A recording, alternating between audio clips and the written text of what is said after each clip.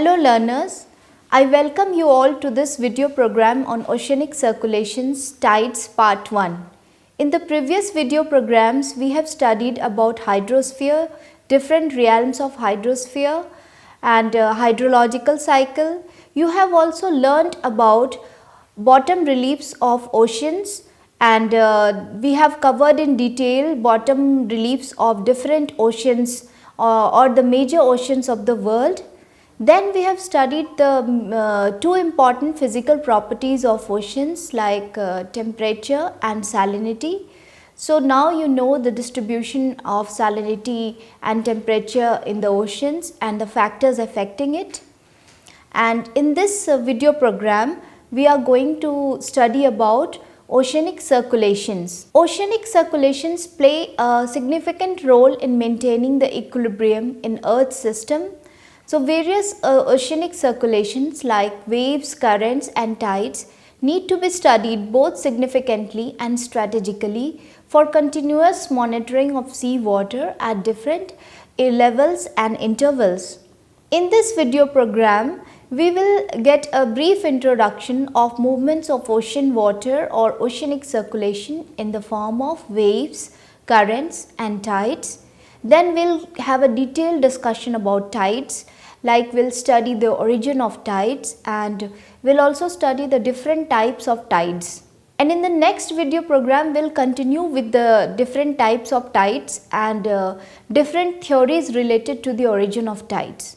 So first let us start with a brief introduction of waves. So what are waves? When you go to the seashore or if you are an inhabitant of ocean coastal area, you must have noticed different types of oceanic circulations. So waves represent undulations of sea surface having crests which are the highest portion of the wave and the trough which is the lowest portion of the wave, and these move in succession without actual movement of water. So waves transmit energy, not water, across the oceans. If you look into this figure, you can see the topmost portion of the wave, the crest, and the trough, the bottommost portion, and then you can see different components like wave height, amplitude, wavelength, wave period. In this figure you can see wave height is the distance between the topmost portion of the crest to the bottommost portion of the trough, and amplitude is half of wave height. So it is from the sea level to the topmost portion of crest or from sea level to the bottommost portion of the trough.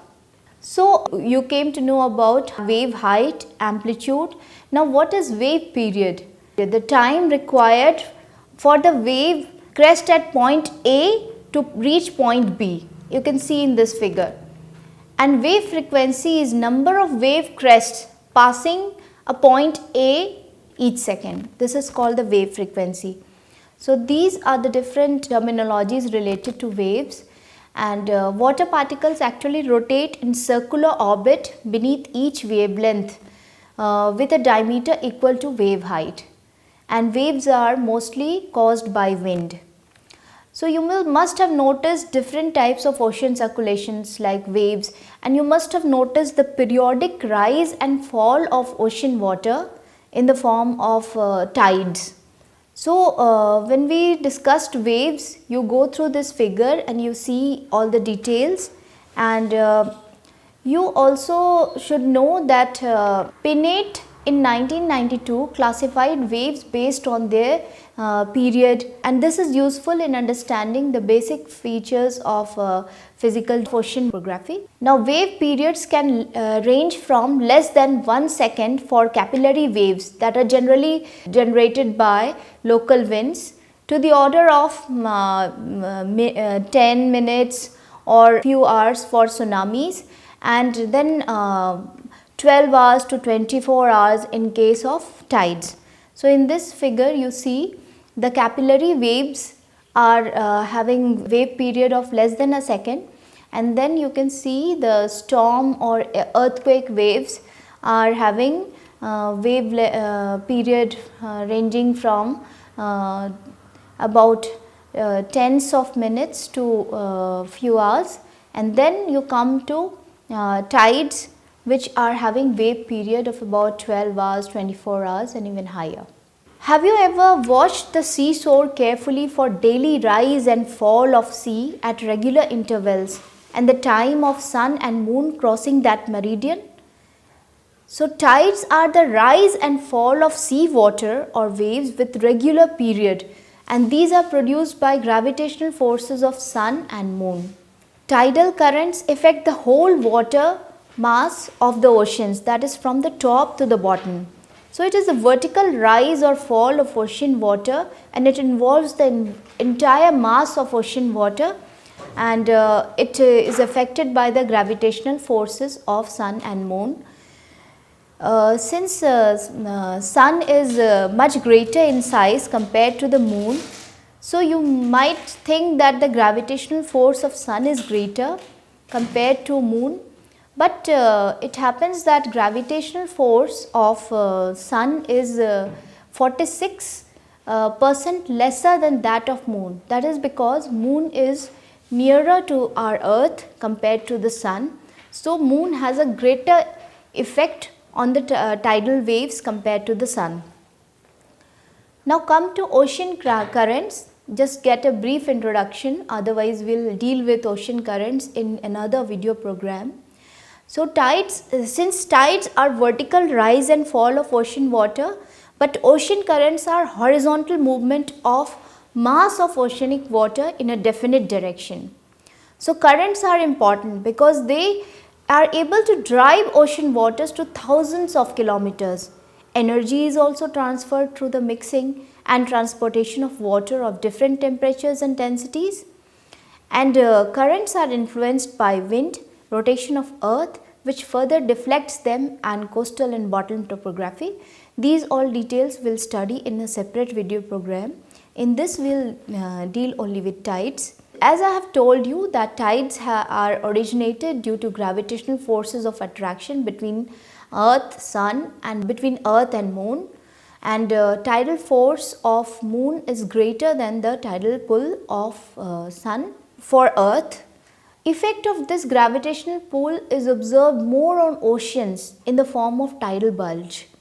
And gravitational force of attraction between two bodies. First let us understand that gravitational force of attraction between two bodies is directly proportional to the product of their masses and inversely proportional to the square of distance between them. So if the moon or sun is at a farther distance compared to, because when they are revolving and they are maintaining their relative positions, they at times they come nearer to earth and they go farther from earth. So tidal force also varies in this way. Let us understand how tidal bulge is created. When the surface of earth faces the moon, it experiences maximum gravitational force of attraction of moon compared to the center of the earth, because center of the earth, think that this is earth, this is the globe, and this is the surface of the earth, this is the center of the earth. And when the moon is, when this part of or meridian is falling directly under moon, so it will experience a tidal bulge because of the gravitational force of attraction at the surface is more compared to the center, because center is at a distance place, and I have told you that this force is inversely proportional to the square of distance between them.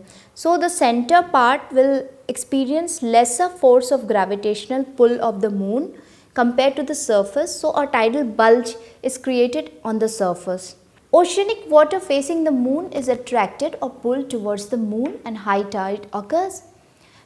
Tidal bulge also takes place on the opposite side of the earth due to centrifugal force, which is a reactionary force of the centripetal or the gravitational force.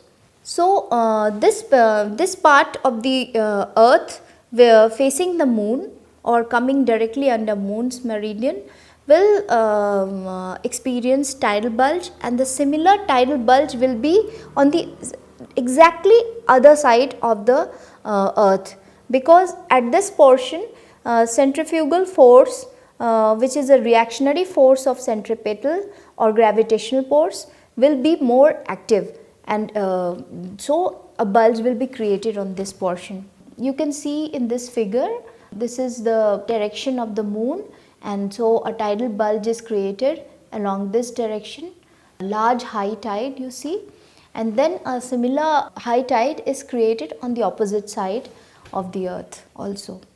So every place experiences 2 high tides in a day. Obviously, if one high tide it will experience when it will face the moon, and the second high tide it will experience when it is directly on the opposite side of the moon's meridian. So one during the time it faces the moon, and other after 12 hours. So this portion of the earth, it will take 24 hours to reach this portion once again, but it will experience second high tide only after an interval of 12 hours. It is actually 12 hours 25 minutes. This I will explain. Come to this figure. There is a time lag of tides. Suppose a portion A in this figure, as it is shown, it experiences high tide, and then it rotates and come back to position A. Rotation of earth is taking 24 hours. So A will come back to the position A exactly after 24 hours. But at this time, the moon is also revolving round the earth.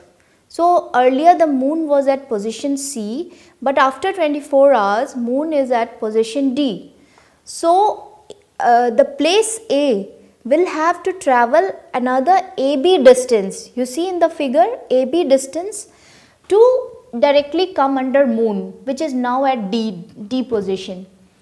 So this time actually takes 50 minutes. So after 24 hours 50 minutes, it will place A will come directly under the moon, and then it will experience high tides. But it will experience the second high tide when it is exactly on the opposite side of the earth, that is only after 12 hours 25 minutes. 24 hours 50 minutes, you divide it by 2, it is 12 hours 25 minutes. So the second high tide at A, at place A, will be on the opposite side when it reaches after 12 hours 25 minutes. So this is the time lag, which you might get numericals related to this, and you will be now able to solve. Now let us also understand the lunar months. A sidereal month is a time the moon takes to complete one full revolution round the earth with respect to other celestial bodies or stars which are considered to be permanent, and it lasts for 27.32 days. However, since earth is constantly moving along its orbit about the sun, the moon must travel slightly more than 360 degrees, just as I explained in the previous slide, the time lag. So it also happens to be similar to the in case of moon, that when moon is revolving round the earth, to come back to the same position and get new moon, it must travel more than 360 degrees. So this is called synodic month, which is slightly more than the sidereal month, and it lasts for 29.531 days. So this thing must be clear, that earth is also revolving round the sun and moon is revolving round the earth.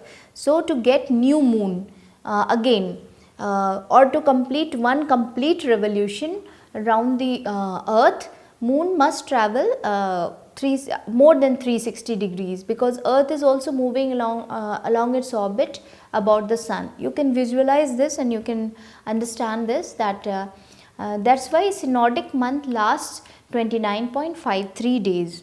Now let us understand the type of tides. There are different variations related to the effects of rotation, revolution, declination of Earth, Sun and Moon, which produces various short term and long term variations in the tide, in the tidal forces. So, there are different types of tides, and we will study some of these types, like based on daily variation, fortnightly variation, monthly variation, yearly variation and long term variation. Based on daily variation, tides are of three types: diurnal tides, semi-diurnal tides and mixed tides. And diurnal tides, as the name suggests, it occurs at an interval of 24 or 50 minutes. Semi-diurnal tides will occur at an interval of 12 or 25 minutes, and mixed tides, it is seen in mid-latitudinal areas where high and low tides alternate with unequal wave height and wave period. You can understand this with the help of this figure. Like diurnal tides, you see one high tide and then again one high tide. It takes about 24 hours 50 minutes. You can see the horizontal which is horizontal axis, which is shown time in hours, 0 to 24 hours. So, high tide to high tide takes about 24 hours 50 minutes, whatever it is. And then semi-diurnal tides, you see that the high tides to low tides and then again high tide takes about 12 hours 25 minutes. So, these are semi-diurnal tides, and mixed tides are having various varying amplitudes of high tides and low tides, and there may be various reasons for it, and these happen mostly in mid-latitudinal areas.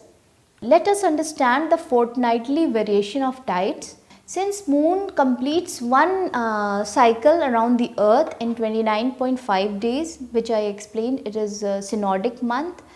So, based on this rotation, revolution of moon around the earth, there are various positions of moon, which I will explain in this figure.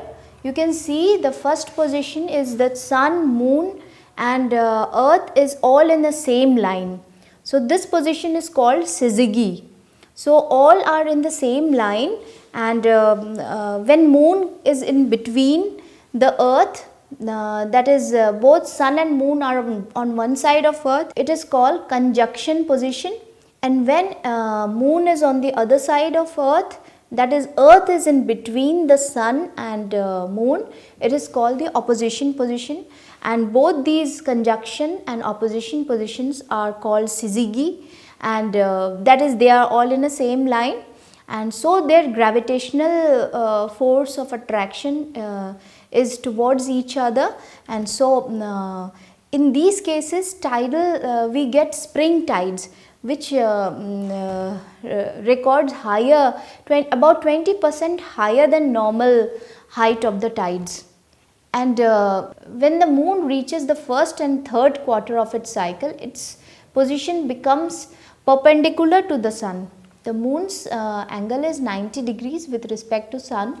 So, tidal forces work opposite to each other, and in this case we experience neap tides, and these are 20% lower than the normal tides. So, this is the fortnightly variation in the tides, and I'll stop here.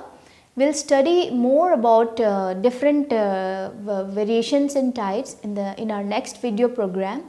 So, let us have a quick recap of what we have studied in this video program.